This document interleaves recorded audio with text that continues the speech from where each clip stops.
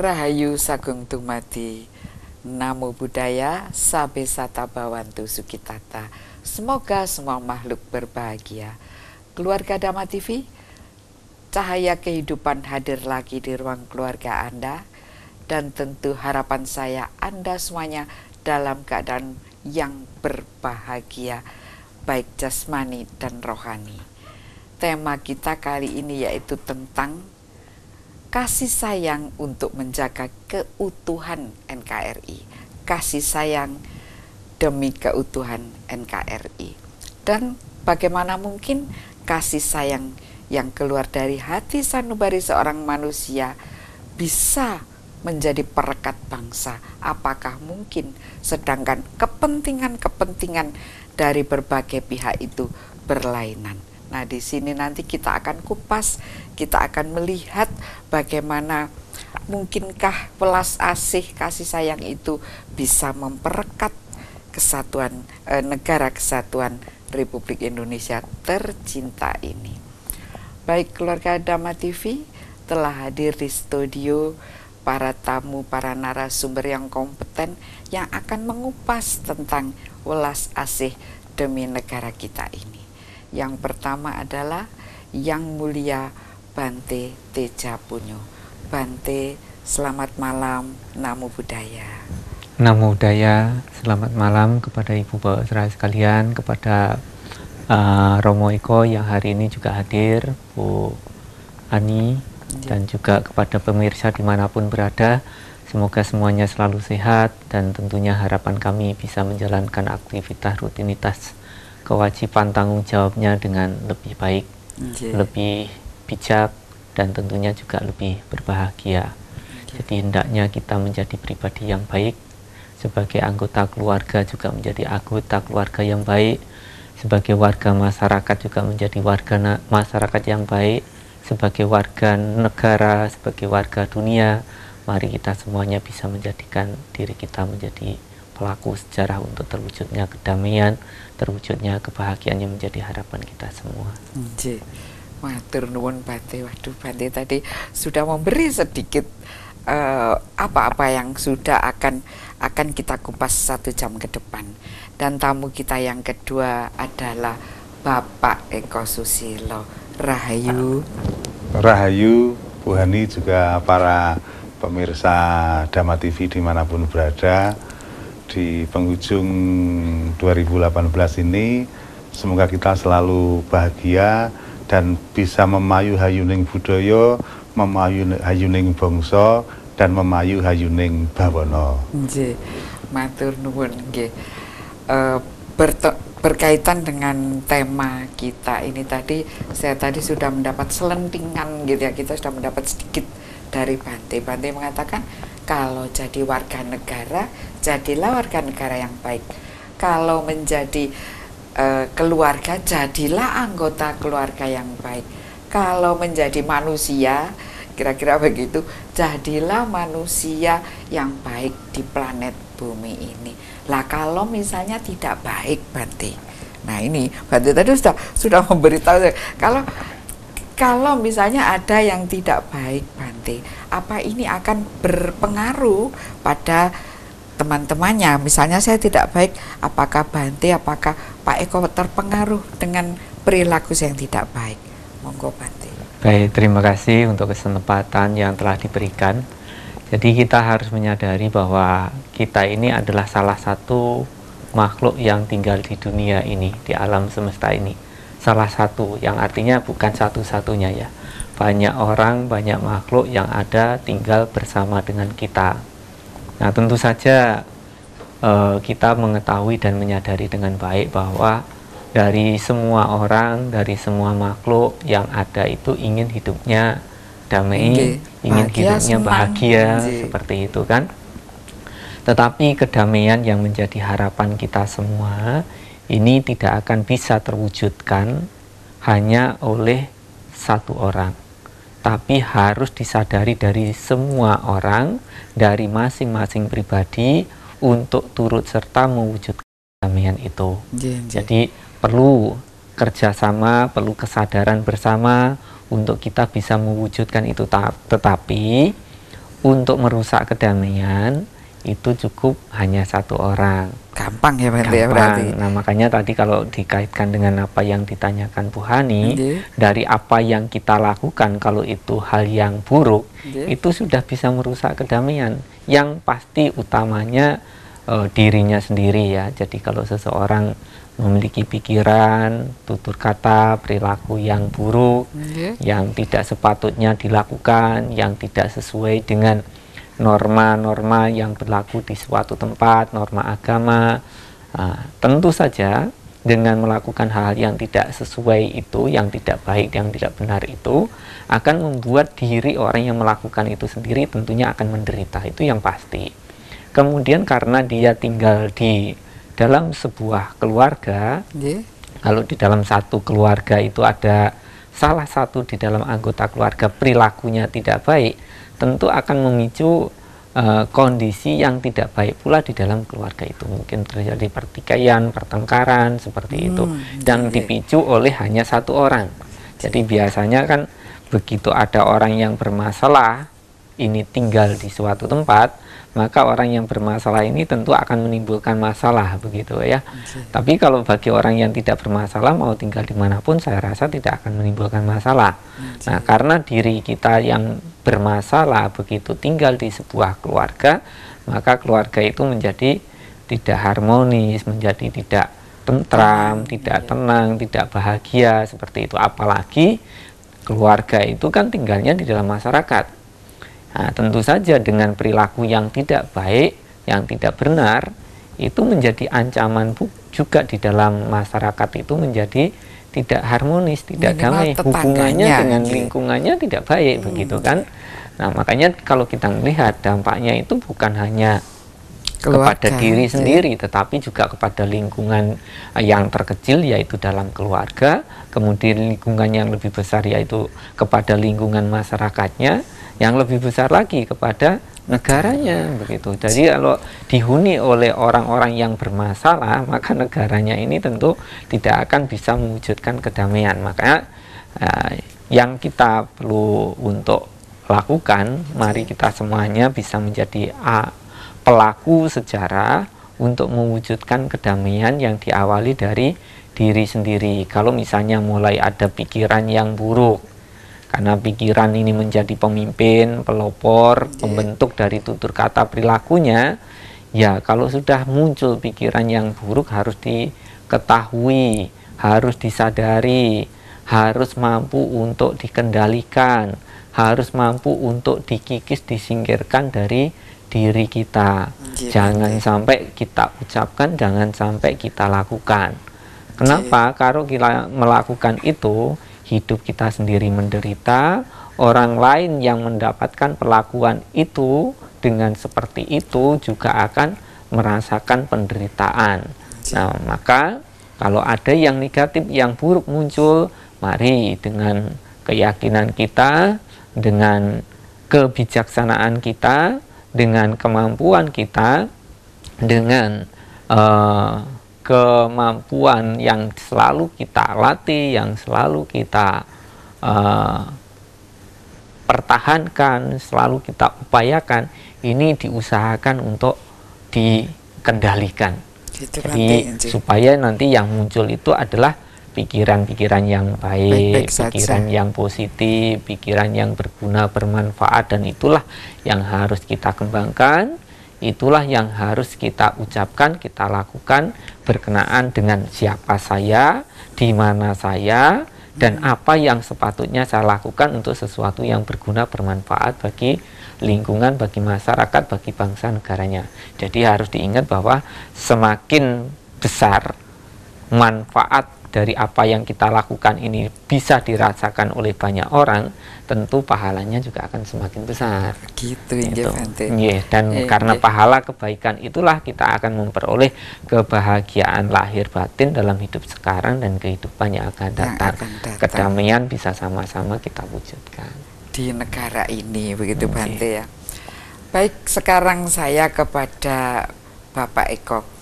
Kita pernah mendengar satu moto ya yang berkata bahwa air jernih ikannya jinak, bahwa di dalam suatu negeri yang bagus, negeri yang tenang, maka rakyatnya ikannya tadi juga ramah tamah. Itu diibaratkan oleh orang dari luar negeri sana zaman dulu, waktu mereka senang melihat Indonesia, air jernih, ikannya jinak. Jadi negerinya bagus, makmur, rakyatnya ramah tamah. Kita terkenal bangsa yang ramah tamah.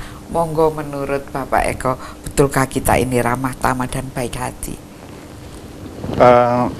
Kalau kita melihat dari ciri-ciri geomorfologi Indonesia atau Nusantara, Bu Ani, bahwa ini adalah satu negara yang lengkap sekali. Gunungnya, lautnya, daratnya, udaranya, semuanya yang di atas tanah itu bisa tumbuh dengan sangat subur. Tentunya itu menjadi sebuah tanda kalau tidak salah urus, manusianya juga akan seindah geomorfologi bumi Indonesia itu. Tidak salah urus, Bante. Ya, salah urusnya di mana ini? Artinya memang kita pernah mengalami sebuah pasang surut bangsa ini, katakanlah satu sebutan Ratna Mutu Manikam, Majapahit misalnya, sangat termasyhur itu bisa membangun sebuah dinasti yang lamanya kurang lebih 193 tahun. Nah, kita sekarang masih 73 tahun loh, Bu Ani, belum lama. Masih 73 tahun, jadi belum segitu. Baik, kita tahan sejenak karena kita harus break sejenak. Nanti kita kembali lagi, Pak Eko. Tetap di Dhamma TV. Baik, keluarga Dhamma TV, terima kasih masih tetap bersama Dhamma TV dalam tema acara Kasih Sayang Menjaga Keutuhan NKRI. Baik, kita kepada Pak Eko tadi, bagaimana bisa begitu, apa hubungannya orang zaman Majapahit dan sekarang? Monggo, Katuran melanjutkan. Iya, Majapahit secara geopolitik luas wilayahnya lebih luas dari Indonesia sekarang. Itu menjadi sebuah tesis dan juga bahkan aksioma tidak terbantahkan lagi bahwa ada sebuah peradaban di masa lampau yang luar biasa dengan 193 tahun berkuasa dinasti itu. Di sana menggunakan satu konsep masyarakat berbangsa bernegara yang berlandaskan Sutasoma dan Negara Kertagama, di mana memang nilai-nilai keindonesiaan yang tentunya didasari oleh rasa welas asih dan sebuah konsepsi apa yang dipahami sebagai jiwa kang kajawi. Apa itu artinya itu? Artinya memang manusia Jawa yang paripurna, bukan saja di Pulau Jawa, tetapi Jawa itu terminologinya kan beneh atau ranaka, sadar, ngerti gitu ya, toleran, bijaksana. Tataran tertinggi Jawa adalah jiwa kang kajawi itu memang bisa menjadi. Artinya apa jiwa kang kajawi? Artinya jiwa orang beneh yang betul-betul bisa sumrambah atau menjadi perwujudan masyarakat yang akhirnya membentuk sebuah peradaban yang betul-betul super, kompeten.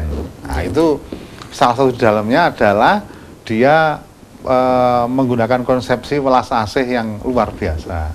Walaupun mereka berbeda bahasa, warna kulit, cara logat berbicara, tapi mereka menyadari bahwa mereka adalah satu, yaitu Nusantara. Ini Bu Ani yang saya kira rasa. Sekarang kan begini, waktu itu Majapahit itu menguasai, bisa artinya itu seluruh dunia, hanya karena terusan Suez belum terbuka waktu itu. Di seluruh daerah tropis, jadi bumi ini ya, di tropis ini negara-negara itu di dalam kekuasaan Majapahit.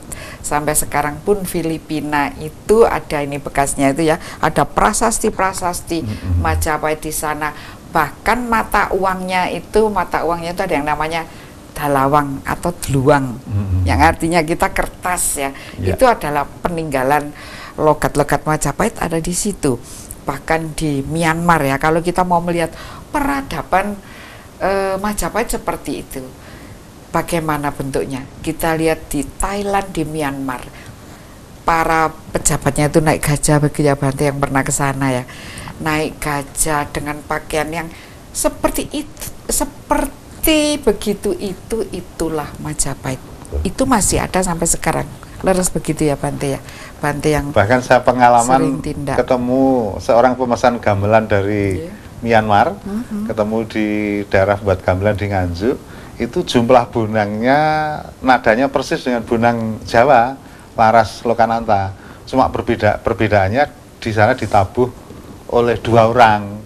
Nah, Laras Petit itu melingkar 1 orang, laras yang bawah 1 orang di belakang yang ukur-ukuran begitu. Nah ini persis sebenarnya kalau ditata ya bonang Jawa 2 baris itu, nada Petit sama bawah. Tangan kiri kanan yang di sana mungkin lebih sulit karena belajar ke Jawa, jadi yuk kamu yang kiri saya yang kanan, seolah-olah begitu ya. Termasuk tari Banyuwangi itu gol atasnya itu persis dengan di daerah Kamboja, Vietnam, Laos persis. Itu menandakan bahwa kekuasaan Majapahit sangat luas saat itu, dan di sana karena bukan oleh siapa-siapa Majapahit itu menjadi hancur juga karena saudaranya sendiri, kan dirinya sendiri. Di antara 13 faksi yang saat itu membentuk menjadi kekuasaannya Sinuhun Prabu itu, ada 2 faksi yang membelot. Nah, sehingga itulah yang membuat Majapahit menjadi runtuh. Karena 13 faksi itu disimbolkan dalam keris condong campur yang luknya 13. Nah, ini luar biasa. Jadi kembali ke tema kita ya. Kenapa waktu itu Sang Prabu itu raja besar loh, menguasai dunia. Kenapa? Padahal sudah disiapkan, tinggal menyeberang ke bumi Sadeng Bali. Di sana sudah angkatan perang dari seluruh dunia ini sudah akan menggempur Demak.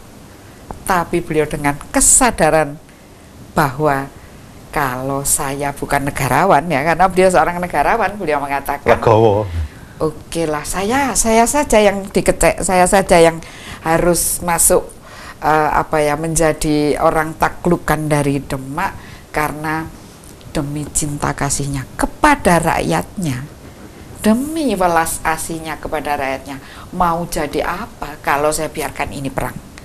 Itu seorang negarawan. Ini luar biasa sekali. Monggo Bante, ini ada kisah tentang cinta kasih yang akhirnya membuat Sang Prabu ini mengalah karena cinta kasihnya kepada rakyatnya. Aturan Bante. Jadi kalau kami bisa memulai begini. Jadi semakin tinggi jabatan seseorang, itu tentunya tanggung jawabnya juga semakin besar kepada orang-orang yang dipimpinnya, kepada orang-orang yang di bawahnya. Maka kalau seseorang itu yang jabatannya tinggi, kemudian tidak menjalankan kewajiban tanggung jawabnya dengan baik, tentu ini juga membawa dampak penderitaan yang luar biasa pada masyarakat yang dipimpinnya. Meskipun demikian, bukan hal yang mudah juga untuk seorang pemimpin ini mewujudkan kedamaian, mewujudkan kebahagiaan bagi masyarakat yang dipimpinnya, meskipun dari berbagai macam aturan-aturan diterapkan, dari semua program-program, dari semua cara-cara itu diupayakan, tapi belum tentu bisa mewujudkan itu. Kenapa?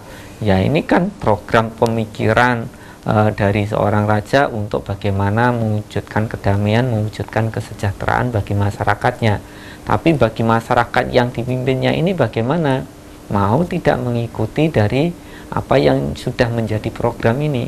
Jadi kadang-kadang kan ada orang yang punya ego kepentingannya sendiri, begitu. Meskipun itu programnya dari atas itu bagus, tapi kalau kemudian di bawah-bawahnya adalah orang-orang yang tidak bagus, maka ini juga tidak akan bisa terwujud. Ya artinya bahwa pengorbanan seorang raja atau seorang pemimpin itu bukan hanya untuk bagaimana membuat dirinya sendiri sejahtera, selamat, sedangkan orang lain atau masyarakat yang Rakyatnya. dipimpinnya itu menderita, bukan mencari kesenangan kebahagiaannya sendiri, tetapi beliau rela mengorbankan hidupnya, rela mengorbankan kepentingan pribadinya hanya untuk bagaimana mewujudkan tadi kedamaian, mewujudkan kesejahteraan. Dan itulah sebagai wujud jiwa besar seorang pemimpin. Dia rela istilahnya menderita asalkan masyarakatnya sejahtera. Dan saya rasa itu pun juga sifat oleh seorang pemimpin di dalam keluarga. Orang tua kita kan juga begitu, dia rela siang malam, panas kepanasan, hujan kehujanan, asalkan keluarganya sejahtera, anak-anaknya bisa bahagia, seperti itu. Meskipun ya anak-anaknya ini belum tentu bisa menerima dengan baik apa yang diperjuangkan oleh orang tuanya, gitu kan? Karena kebahagiaan orang tua belum tentu sesuai dengan kebahagiaan sang anak. Nah, begitu juga mungkin seorang pemimpin ini punya pikiran begini begitu segala macam, dengan cara begitu nanti hidupnya sejahtera masyarakatnya, begitu. Tapi kesejahteraan yang menurut dari seorang pemimpin dengan cara-cara itu tentu terkadang belum tentu sesuai dengan cara yang ditempuh oleh bawahan-bawahannya. Meskipun tujuannya sama sebenarnya, ingin bagaimana mewujudkan kesejahteraan, tapi kan di situ ada yang pengen sejahtera tanpa kerja keras, ya tinggal balik tangan. Ada yang korupsi loh, Bang. Iya, yang penting kamu kalau jadi pemimpin jangan lupa menyejahterakan saya. Jadi harapannya seorang pemimpin itu bisa menyejahterakan dirinya, sedangkan dirinya tidak melakukan apapun, kan harapannya begitu. Nah, padahal siapapun pemimpinnya yang kerja jadi petani ya tetap harus jadi petani, tapi ya petani yang sukses, gitu kan. Kalau sebagai seorang pedagang, sebagai seorang pengusaha, ya tetap harus kerja, kan. Tidak boleh setelah oh ini nanti jadi pemimpin saya diam aja, semuanya sudah dipenuhi oleh pemimpin saya, bukan begitu. Jadi istilahnya kesejahteraan, kedamaian di dalam sebuah negara itu bisa terwujud apabila semuanya di situ bergerak menjalankan kewajiban tanggung jawabnya masing-masing, begitu. Dengan legowo gitu, Bang. Iya, jadi dengan kebesaran hatinya sebagai seorang atasan, sebagai seorang bawahan, sebagai seorang masyarakat yang harus patuh dengan apa yang ditetapkan sebagai aturan-aturan di situ. Jadi pernah juga ada satu kasus di zamannya Buddha, ada sebuah kerajaan di mana rajanya ini yang memimpin dengan baik, ya, dengan adil, tapi menurut rajanya ya adil, baik, begitu. Tapi suatu saat diketemukan ada seseorang yang melakukan kejahatan, melakukan pelanggaran moral dan juga melakukan pelanggaran aturan di sebuah negara itu, di kerajaan itu. Akhirnya pada waktu itu diselidiki apa yang menyebabkan itu. Oh, ternyata karena mereka kehidupan ekonominya tidak terpenuhi dengan baik. Nah, disitulah seorang raja bisa menerima ketanggung jawabnya, harus mampu untuk memberantas dari kondisi orang-orang yang hidupnya susah ini. Artinya bagaimana menyejahterakan mereka. Tetapi begitu itu semuanya sudah dilakukan, ternyata masih ada orang yang melakukan kejahatan. Baru disitulah sang raja tidak bisa menetralisir lagi. Yang salah ya tetap harus dihukum. Pada saat mungkin ada yang hidupnya susah, sulit, oh ternyata mereka memang ada kesulitan, itu tanggung jawab seorang raja untuk mencarikan solusi. Tapi kalau seumpamanya solusi sudah diberikan dan tetap melakukan kejahatan, hukum negara harus benar-benar ditegakkan. Luar biasa sekali keluarga Dhamma TV. Hukum negara harus benar-benar ditegakkan, tapi tentu tetap ada cinta kasih. Tetap di Dhamma TV. Setelah yang satu ini kita kembali lagi. Baik, keluarga Dhamma TV, menarik sekali pembicaraan kita dengan Yang Mulia Bante Teja dan juga dengan Bapak Eko. Dan tema ini dalam kondisi zaman sekarang ini saya kira cukup menyentuh di hati pemirsa Dhamma TV, oleh karena kita sudah krisis kasih sayang. Betulkah? Kita sudah krisis kasih sayang. Saya pernah melihat sesuatu tuh seperti di televisi, ada pura-pura begitu ya, penculikan anak. Dan apa respon dari orang-orang yang melihat sekitarnya? Tidak ada yang merespon. Atau misalnya kita melihat dengan mata kepala sendiri, misalnya ada orang kecopetan, apa gerak kita? Tidak ada kan? Nah, ini termasuk krisis kasih sayang karena rasa takut. Ada sesuatu tidak bicara, ada sesuatu diam, golek slamete dewi. Nah, ini termasuk sesuatu yang kurang bijaksana. Di dalam cinta kasih, di dalam welas asih. Nah, ini kita mencoba dengan apa yang tersirat di tembang-tembang Jawa tentang welas asih di dalam rasa orang Jawa. Monggo katuran Bapak Eko, mungkin ada sekar 1-2, monggo. Baik Bu Ani, sebelum nyekar, bahwa sesungguhnya rasa welas asih itu, atau tadi disampaikan di awal, salah satu indikator perwujudan dari jiwa kang kajawi itu sesungguhnya adalah salah satunya sumber saripati makanan dari mereka-mereka manusia yang benih itu, antara lain juga harus dibatasi memang. Yang dibatasi apanya? Sumber makanannya? Bahan makanannya. Yaitu simbol-simbol yang sering kita lihat di dalam pasren atau sajen-sajen Jawa itu adalah polo pendem, polo kasimpar, polo gumandul. Nah, ini yang sering dilakukan oleh salah satu tokoh sentral Jawa, yaitu Panembahan Senopati, yang menjadi aktor utama dalam sekar yang akan saya lantunkan. Memangnya kenapa kok harus dahar orang Jawa ya ini? Sebaiknya gitu kan ya, sebaiknya makan polo pendem. Polo pendem itu biasanya adalah uwi atau apa? Puhung, telo dan itu ya. Kalau polo kasimpar itu apa? Kasimpar yang merambat. Timun, uwi mungkin ya. Yang merambat itu timun, tomat merambat. Belewah, semangka. Oh, terus. Kalau polo gumantung yang bergelantungan. Semua ya, buah-buahan yang kelapa dan sebagainya. Kelapa dan sebagainya karena bergelantungan. Jadi di situ itu artinya itu sepertinya ya, pesannya itu adalah cobalah untuk menahan diri. Jangan terlalu banyak makan daging mungkin gitu ya. Karena sebenarnya orang makan daging itu nanti akan lebih buas. Padahal gigi taring kita kecil, kalau gigi keligi kita nanti biar diterangkan oleh Bante, karena apakah orang makan itu harus bagaimana. Tapi kita dengarkan sekar dahulu, monggo.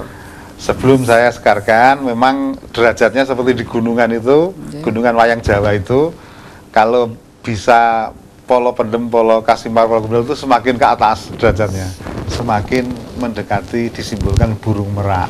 Merak itu marak atau sowan, siap take off untuk kembali kepada yang jet Lombok, karena begitu. Nah, maka sekarnya adalah sinom, Bu Ani. Monggo katuran. Nula dolang ku utama tumrape wong tanah Jawi, wong agung ing ngeksi gondo Panembahan Senopati,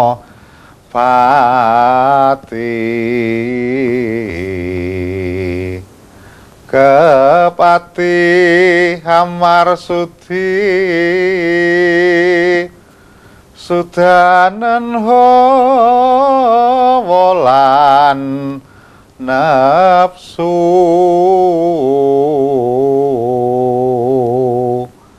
pinesu tapa brata,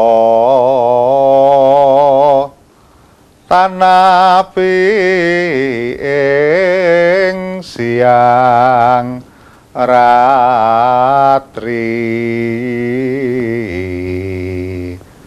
memangun karyana tias mrengsa somo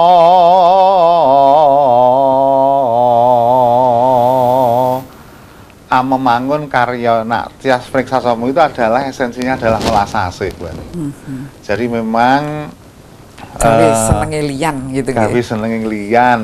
Nah itu memang bisa difigurkan di wong agung ing ngeksi gondo. Ngeksi gondo itu dari kata ngeksi itu kaeksi artinya mata, gondo itu arum, mataram. Itu Panembahan Senopati yang memang apa tadi? Tanapir siang ratri tadi dalam arti beliau meditasi begitu nggih. Iya, siang malam beliau selalu bertapa brata. Selain juga samadhi, beliau itu bertapa brata dalam istilah topongrame. Topongrame merupakan sebuah ujian real dari tapa brata sebelumnya, yaitu samadhi, di mana ketika dia sumrambah atau bergaul dalam kehidupan bermasyarakat, dia bisa menciptakan, memangun karya Tias Mriksasomo, menyebarkan kasih sayang kepada semua makhluk, bukan saja manusia, tapi juga makhluk yang lainnya. Iya. Ini kira-kira Bante ini yang menjelaskan ini. Ini ada tadi begitu Topo Broto ya Bante, artinya itu meditasi setiap saat nggih. Kan artinya begitu nggih Pak Eko, monggo wontenkah Bante di Buddhis itu meditasi terus setiap saat dalam keseharian, monggo Bante. Nggih. Terus pengertian di dalam meditasi itu sebenarnya orang berlatih untuk senantiasa memiliki kesadaran.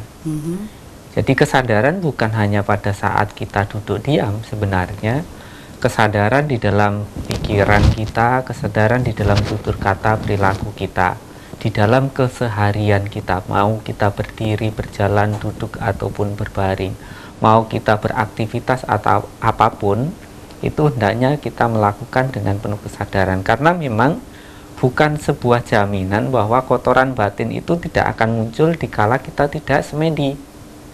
Bahkan jadi kotoran batin, jadi kalau bisa dikatakan seseorang memiliki pikiran, tutur kata, perilaku yang buruk, itu diawali dari karena adanya kebencian, keserakahan, dan juga kebodohan, ataupun nafsu-nafsu keinginan indriawi duniawi. Nah, itu semuanya muncul bukan pada saat kita meditasi saja, tidak meditasi pun juga muncul, yang artinya bahwa di dalam Dharmapada itu dikatakan kewaspadaan adalah jalan menuju kekekalan, kelengahan adalah jalan menuju kematian. Barang siapapun yang selalu sadar dan waspada, dia tidak akan mati. Tapi barang siapapun yang lengah, meskipun hidup seperti orang yang sudah mati.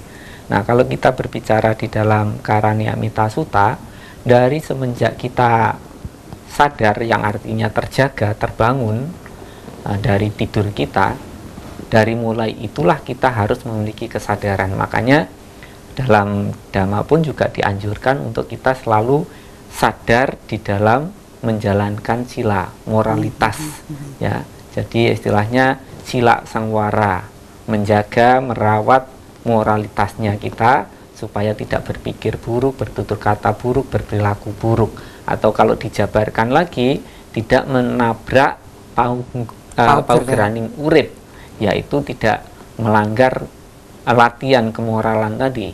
Di antaranya kalau di dalam Buddhis itu tidak membunuh, tidak melakukan pencurian, tidak berbuat asusila, tidak berbohong, dan juga tidak mabuk-mabukan. Itu kalau didasarkan pada 5 moral yang harus dijaga, dirawat dengan baik. Kemudian juga ada istilahnya indriya sangwara, menjaga, merawat, menggunakan dengan hati-hati panca indriya kita. Kenapa? Karena kotoran batin yang membuat timbulnya marah, benci, jengkel, sakit hati, timbul keserakahan, timbul kebodohan, itu karena indria kita kontak dengan objek-objek yang di luar kita, dan pada saat kontak kita tidak sadar. Nah, makanya semua kotoran batin masuknya juga melalui pintu-pintu indria ini. Kalau mungkin kalau di dalam peribahasa Jawanya harus memiliki menutup babahan hawa songo gitu kan ya. Harus selalu memiliki kesadaran terhadap pintu-pintu indria 9 lubang ini, kalau menurut ceritanya kan begitu. Nah, kalau kita tidak hati-hati, tidak sadar, itu kotoran batin muncul. Jadi kotoran batin bukan pada saat kita semedi baru muncul. Tidak meditasi pun itu akan muncul. Pada waktu meditasi kita mungkin akan tahu kemunculannya. Kalau kita tidak meditasi, mungkin banyak orang yang tidak mengetahui kemunculan dari kotoran batinnya. Makanya pada saat tidak semedi itu orang lengah, tutur katanya jadi buruk, perilakunya jadi buruk. Mohon diterangkan tadi Bante, contoh-contoh kekotoran batin yang saya ingat serakah, lalu Ada kebencian, kebencian, yeah, kebodohan. Nah, kalau kita bisa jabarkan lagi, di situ kan ada istilahnya nafsu kesenangan indriawi duniawi. Itu masuk serakah tadi. Iya, jadi bisa dikatakan bahwa munculnya kebencian, munculnya keserakahan, munculnya kebodohan tadi yang menjadi akar dari tindakan-tindakan buruk, tindakan-tindakan jahat, itu masuknya itu melalui panca indria. Makanya disebut dengan kesenangan indriawi. Mata ingin melihat yang bagus-bagus, telinga inginnya dengar yang baik-baik, hidung pun juga ingin mencium bau yang harum-harum, lidah pun ingin mengucapkan rasa yang enak-enak.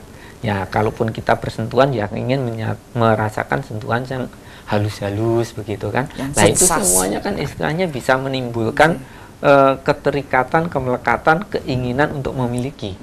Kalau tidak sesuai dengan keinginan, timbul kebencian. Karena kebencian, karena keserakahan, bisa seseorang itu melakukan tindakan-tindakan buruk. Bodoh. Jadi bisa dikatakan bukan di tempat ibadah saja kotoran batin itu muncul. Di luar tempat ibadah pun, dimanapun bagi orang yang lengah, di situ kotoran batin muncul. Luar biasa keluarga Dhamma TV. Jadi biarpun orangnya bersih, hati-hati dengan kekotoran batin, karena kekotoran batin menjauhkan Anda dari welas asih. Benarkah? Kita kupas setelah yang satu ini. Keluarga Dhamma TV, tentu menarik sekali pembicaraan kita dengan dua narasumber ini, apalagi dengan Yang Mulia Bante telah menjabarkan, kita jadi mengerti bahwa ternyata Topo Broto yang diutarakan Pak Eko tadi dijabarkan oleh Bante adalah kesadaran terus-menerus, 24 jam ini sadar terus-menerus, artinya memang Topo Broto. Dan di situ ada topo ngerame, apa itu nggih Pak Eko, ternyata sudah dijabarkan dengan jelas oleh Yang Mulia Bante. Dan dengan suaranya Pak Eko Bantenya luar biasa, kita bisa liar-liar Bante ini. Kalau untuk meditasi tepat sekali nih, suara emas Pak Eko ini. Dan tentu kita ingin satu tembang lagi, satu sekar lagi dari Bapak Eko Susilo. Monggo katuran. Baik. Pemirsa Dhamma TV, banyak sekali referensi-referensi yang ada di Jawa itu, atau sastra Jawa itu, yang memang mengajarkan kebajikan, khususnya welas asih. Dan bijaksana itu memang tidak identik dengan usia yang tua, tetapi sepuh itu memang terminologinya mirip dengan apa yang disebut dengan bijaksana. Jadi antara sepuh dengan tua itu memang berbeda. Nah, maka dari itu referensinya adalah di dalam sebuah sastra Widatama, khususnya Pupuh Pangkur yang kedua. Pangkur sendiri itu artinya sudah mungkur dari duniawi ya? Betul, artinya memang manusia sudah waktunya untuk gulo wentah putra wayah, mengasuh anak cucu. Nah, ini mulai usianya adalah usia yang wis mungkur, jadi tidak tua tapi mungkur. Karena tua itu kadang-kadang juga ada yang masih kekanak-kanakan. Tua-tuas. Monggo iki. Kita lantunkan. Jinejer neng Wedotama, mrihtan kembo kembenganing pambudi,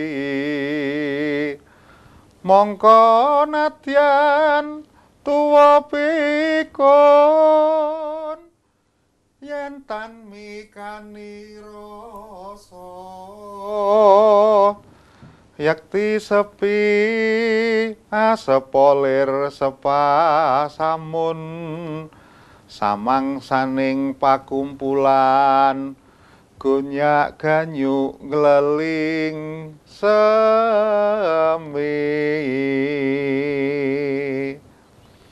Jinejer neng Wedotama itu berdasarkan tuntunan di Wedotama.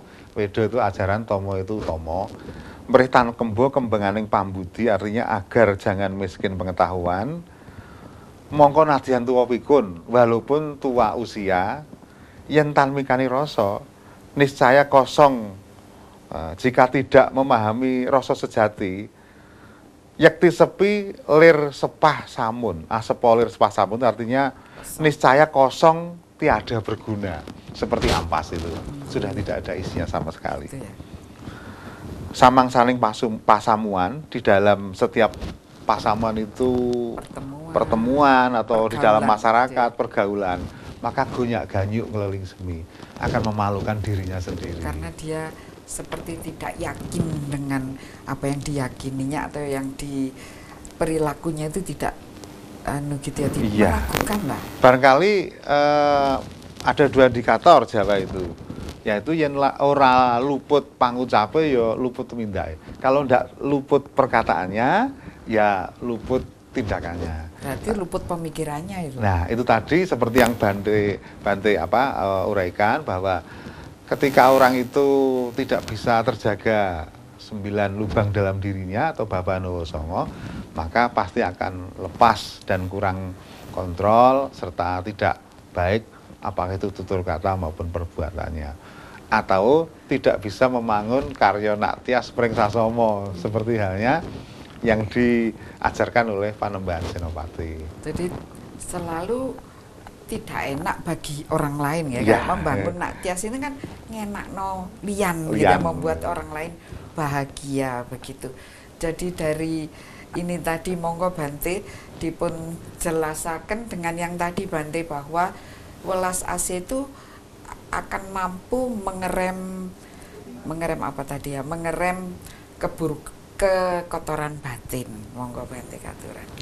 Jadi sangat jelas bahwa diawali dari akar permasalahan. Kalau kita istilahnya punya masalah itu kan tidak bisa menyelesaikan pada permukaannya. Kalau kita selesaikan hanya permukaannya, ini akan selesai tapi akan tumbuh lagi masalah lagi gitu kan. Tetapi kalau kita ingin menyelesaikan masalah kan harus tahu akar permasalahannya di mana. Nah, kalau kita sudah mengetahui akar permasalahannya, itulah yang harus kita selesaikan. Nah, akar dari semua permasalahan seperti yang tadi sudah saya katakan, dari tindakan-tindakan yang buruk, itu karena kebencian, karena keserakahan, karena kebodohan. Karena 3 hal ini. Nah, akar kebaikan juga dari 3 hal ini juga menjadi tidak ada kebencian, tidak ada keserakahan, tidak ada kebodohan. Jadi kalau kita istilahnya di dalam bahasa Dharma, kalahkan keserakahan dengan kemurahan hati, kalahkan kebencian dengan cinta kasih, kalahkan kesombongan dengan kerendahan hati, kalahkan kejahatan dengan kebajikan. Yang artinya kalau kita mempelajari sebuah keyakinan, itu bukan setelah kita pelajari kita sampaikan kepada orang lain, tapi kita arahkan ke dalam diri sendiri, kita praktekkan ke dalam diri sendiri. Jadi kalau bisa dikatakan topo dulu, topo sampai diri kita kuat, mempraktekkan itu, melaksanakan itu. Begitu nanti kita sudah kuat, kita pada saat berkumpul bergaul dengan masyarakat dalam keramaian, kita ini bisa menjadi lentera yang membawa cahaya terang bagi mereka, bukan malah kintir di sana gitu kan. Tapi itu akan terjadi dikala kita misalnya topo ini tidak benar-benar topo gitu kan. Begitu tidak benar-benar topo, jadi istilahnya kelihatannya bertapa tapi tidak benar-benar betapa, artinya kebijaksanaannya tidak muncul, kotoran batinnya tidak berkurang. Pada saat kita berkumpul bergaul dengan orang-orang yang ramai tadi, mungkin bertahan sebentar tapi lama-lama ya terbawa arus juga seperti itu. Nah, makanya perlu memang untuk kita istilahnya pertama kali mempelajari ajaran itu untuk dipraktekkan ke dalam diri sendiri. Dan bahkan di dalam Manggala Sutta tentang berkah utama yang disampaikan oleh Buddha itu dikatakan bahwa hidup sesuai dengan kebenaran adalah berkah utama. Jadi pikiran, tutur kata, perilaku kita harusnya sesuai dengan kebenaran yang disampaikan oleh agama yang kita yakini. Bukan agama itu sesuai dengan keinginan kita. Saya punya ingin ini, punya ingin itu, kemudian bisa terpenuhi. Oh, ini agama ini cocok. Kalau tidak terpenuhi berarti tidak cocok. Berarti agama ini suruh menyesuaikan dengan kita, bukan kita yang harus menyesuaikan dengan ajaran agama.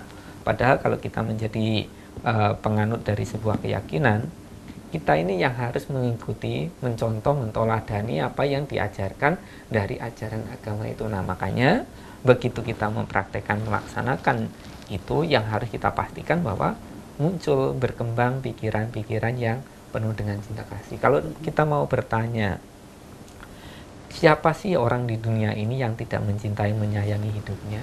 Tidak ada. Kalau kita memang benar-benar mencintai, menyayangi hidup kita, bebaskanlah diri kita dari kebencian tadi.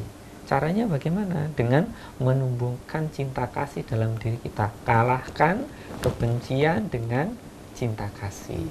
Dikatakan bahwa apabila kebencian dibalas dengan kebencian, maka tidak akan pernah berakhir. Tapi kebencian dibalas dengan cinta kasih baru akan berakhir. Jadi kalau ada orang yang memperlakukan kita dengan tidak baik, ya jangan dibalas dengan hal yang sama. Jadi kalau bisa diibaratkan, kalau kita bisa menjadi orang baik kepada orang yang baik sama kita, itu hal yang biasa. Tapi kalau kita bisa menjadi orang yang tetap baik kepada orang yang jahat sama kita, berarti kita adalah orang yang luar biasa. Yang artinya kejahatan tidak perlu dibalas dengan kejahatan lah, kita balas dengan kebaikan. Kebencian tidak perlu dibalas dengan kebencian lah, kita balas dengan cinta kasih. Maka disitulah manfaat cinta kasih di dalam pikiran, tutur kata, perilaku kita tidak akan mengembangkan kebencian dalam diri kita, sehingga tutur kata, perilaku yang penuh dengan cinta kasih tadi akan membawa keharmonisan, hubungan yang menyenangkan, hubungan yang luhur antara kita dengan orang lain, bahwa kita ini sesungguhnya makhluk sosial. Jadi hidup sendiri tidak bisa, harus hidup bersama dengan yang lain. Tapi kadang-kadang kalau hidup bersama ya yang ada gegeran. Maka cinta kasih itu yang harus dipraktekkan untuk kerukunan, untuk kebersamaan, untuk kesejahteraan bagi kita semua. Tinggal 1 menit Bante, mohon diterangkan bahwa cinta kasih itu sesuai dengan Bhinneka Tunggal Ika. Baik, kita harus menyadari bahwa saudara sekalian, bahwa negara kita ini adalah negara besar, negara yang majemuk. Nah, karena kita menyadari hal inilah, maka mari kita semuanya mewujudkan rasa cinta kita kepada bangsa negara yang majemuk ini dengan senantiasa mengendalikan diri kita supaya tidak berpikir buruk, tidak bertutur kata buruk, tidak berperilaku buruk, tidak memposting hal-hal yang buruk. Nah, kemudian usahakan tumbuh kembangkan cinta kasih dalam diri kita. Berpikir yang positif, berpikir yang penuh dengan cinta kasih, tutur kata, perilaku yang penuh dengan cinta kasih, yang tentu saja dengan melakukan itu Anda pasti akan bahagia, lingkungan, masyarakat, bangsa, negara kita akan damai, dan kita tentunya akan bisa membangun negara kita dengan lebih baik. Begitu. Luar biasa sekali keluarga Dhamma TV.